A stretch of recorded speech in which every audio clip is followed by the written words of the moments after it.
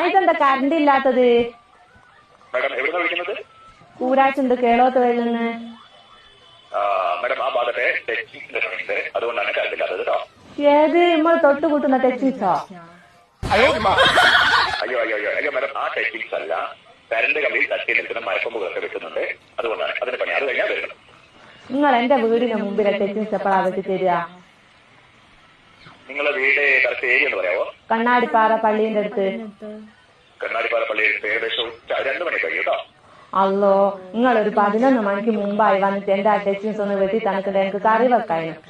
Madam ഈ കറി വെക്കലും നിങ്ങൾ ഈ ടെക്നിക്സ് എന്താണ് ബന്ധം?